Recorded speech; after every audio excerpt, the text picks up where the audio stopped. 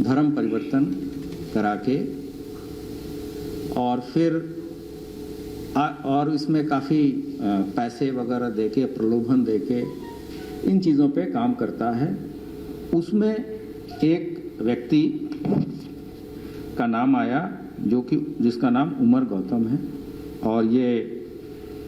बाटला house Jamia Nagar का रहने वाला है और इन्होंने खुद ही अपना धर्म परिवर्तन कर रखा है। इनसे पूछताछ के लिए पहले 2 बार गाजियाबाद बुलाया गया, पूछताछ की गई, सूचनाएं एकत्रित की गई और फिर उन सूचनाओं को काफ़ी विस्तृत रूप से उसकी गहराई से जांच हुई और जो सूचनाएं एकत्रित हुई थी उसके आधार पर और कल जब इन्हें तीसरी बार बुलाया गया तो यहाँ पूछताछ के आधार पे इनकी गिरफ्तारी, इनके और इनके एक साथी जहांगीर आलम की गिरफ्तारी की गई और पूछताछ में ये बात सामने आई कि लगभग 1000 लोगों की सूची अभी उपलब्ध है जिसका धर्मांतरण इन लोगों ने किसी न किसी तरह के प्रलोभन देके या भय के कारण कराया है।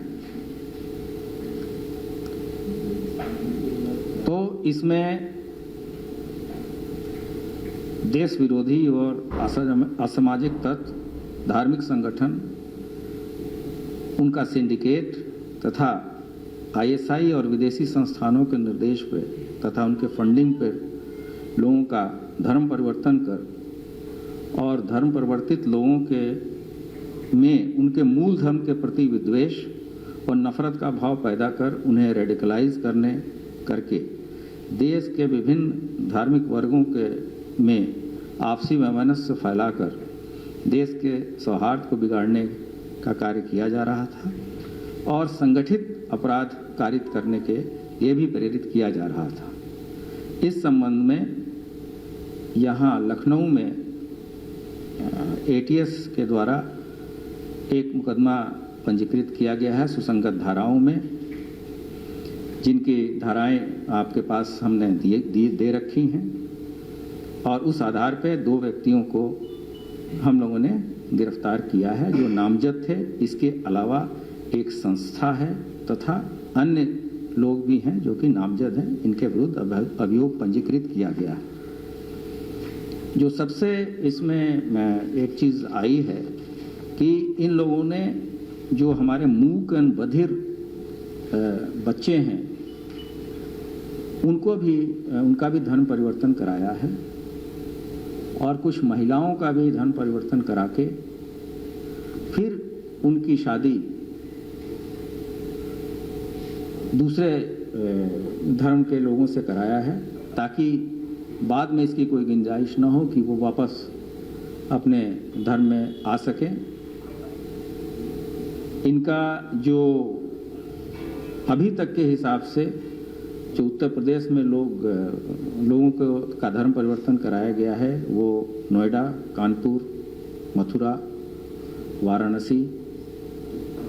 इत्यादि जगहों का है। इसके अलावा देश के अन्य प्रदेशों में भी इनके द्वारा ये रैकेट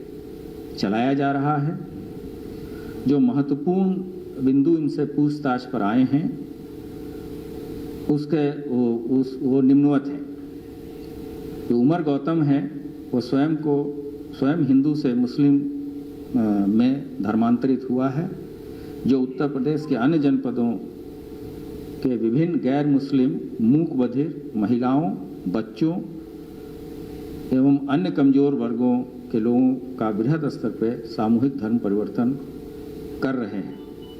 उमर ने यह बताया पूछताछ में कि उन्होंने अभी तक लगभग 1000 गैर मुस्लिम लोगों को मुस्लिम धर्म में परिवर्तित कराया है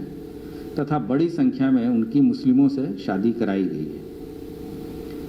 उमर एवं उसके सहयोगियों द्वारा धर्म परिवर्तन हेतु इस्लामिक दावा सेंटर जो जोगाबाई एक्सटेंशन जामिया नगर में है वहाँ से इस संस्था का संचालन किया जाता है, जिसका मुख्य उद्देश्य गैर मुस्लिमों का धर्म परिवर्तन कराना है। इस कार्य हेतु इसके व इसकी संस्था के बैंक खाताओं में तथा अन्य माध्यमों से भी भारी पैसे उपलब्ध कराए जाते हैं। इस कार्य हेतु विदेशों से भी फंडिंग की जाती है, जिसका उपयोग धर्मांतरण हेतु किया जाता है। उमर के बहुत सहयोगी हैं, जिनमें से मुफ्ती काजी जहांगीर आलम, निवासी 23/1 4th floor village Jogabai, Jamia Nagar, New Delhi, जो धर्मांतरण में इस आपराधिक षड्यंत्र में सहयोगी है, के द्वारा धर्मांतरण से संबंधित प्रमाण पत्र, विवाह की प्रमाण पति विधि विरुद्ध ढंग से तैयार कराए जाते हैं। यह भी प्रकाश में आया है कि Noida deaf society, Noida centre, sector 117, जनपद गौतम बुद्ध नगर, जो कि मूक और बधिरों का रेसिडेंशियल स्कूल है, तथा अन्य मूक बधिर स्कूल के वल्नरेबल छात्रों को अवैध रूप से विभिन्न प्रकार का प्रलोभन जैसे नौकरी, शादी आदि देकर इस्लाम धर्म में शामिल कराया जाता है। इस संबंध में जो छात्र हैं, उनके परिजनों को इसकी कोई भी जानकारी नहीं होती है। इसी तरह का एक छात्र आदित्य गुप्ता है, जिसके माता पिता से भी हम लोगों ने पूछताछ की, तो उन्होंने बताया कि पहले उन्होंने अपने बच्चे के गुमशुदगी की सूचना तथा बाद में ये मुकदमा 364 में परिवर्तित किया गया था, तथा ये भी उन्होंने बताया कि उनका बेटा मूक और बधिर है, उसका धर्म परिवर्तन कराकर कहीं साउथ के किसी राज्य में ले जाया गया है, जिसके बारे में उनके मूक बधिर बच्चे ने मोबाइल से वीडियो कॉल द्वारा बताया है। इसी तरह के एक प्रकरण जो कि प्रेस नोट में है, वो गुड़गांव का भी है, और ये उनके जिन बच्चों ने अपना धर्म परिवर्तन किया है, वो इतना डरे हैं कि ये आगे आके अपनी बात पूरी तरीके से बता भी नहीं पा रहे हैं। ये लोग सर्वप्रथम सुलभ टारगेट जैसे गरीब परिवार, बेरोजगार लड़के लड़कियां, मूक बधिर छात्र आदि को चिन्हित कर उनके स्वयं के धर्म के प्रति विद्वेष पैदा करते हैं, तथा इस्लाम धर्म को श्रेष्ठ और अच्छा बनाकर उन्हें मूल धर्म के प्रति दुर्भावना, घृणा पैदा कर एवं इस्लाम धर्म के प्रति विश्वास और पक्का कर उसके मूल धर्म से विरत करते हैं। विभिन्न प्रकार के प्रलोभन, मानसिक दबाव, परिस्थिति का भय दिखाकर इन्हें इस्लाम धर्म स्वीकार करने के लिए तैयार किया जाता है, तथा धर्मांतरण से संबंधित अभिलेख भी उनके द्वारा कूटरचित तरीके से बनाए जाते हैं। इसके एवज में उन्हें नौकरी, पैसे अथवा विवाह कराया जाता है। समय समय पर ऐसे धर्म परिवर्तित लोगों के सम्मेलन आयोजित कर अन्य गैर मुस्लिम लोगों को लालच देकर भी इससे जोड़ा जाता है। एटीएस की टीम ने जब इनके परिजनों से, बच्चों के परिजनों से बात की, तो उन लोगों ने इन सभी चीज़ों की पुष्टि की है, और जो 2 व्यक्ति गिरफ्तार किए गए हैं, उनको संबंधित सक्षम न्यायालय में हम लोग प्रस्तुत कर रहे हैं। इनका आगे भी हम पुलिस कस्टडी रिमांड लेंगे, तथा अन्य जगहों पे भी जो लोग वांछित हैं,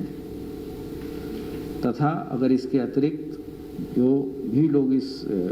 कूटरचित तरीके से दस्तावेज तैयार कराने में या प्रलोभन देने में शामिल हैं, उनके विरुद्ध भी विधि सम्मत कड़ी कार्रवाई आने वाले दिनों में की जाएगी। सर, ये जो कानपुर के जो बच्चा है, जैसे ये मिला भी कि अभी मिसिंग है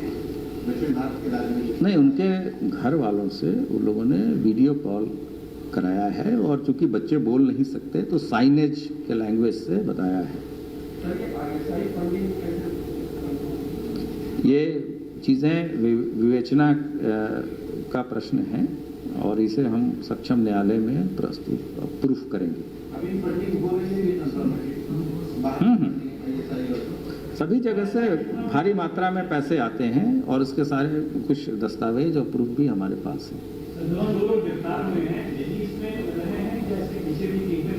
नहीं, और भी लोग हैं। ये तो हमने जो दासना में एक मंदिर में 2 व्यक्ति घुसने का प्रयास किए थे, उनसे जब पूछताछ हुई तो ये चीज़ें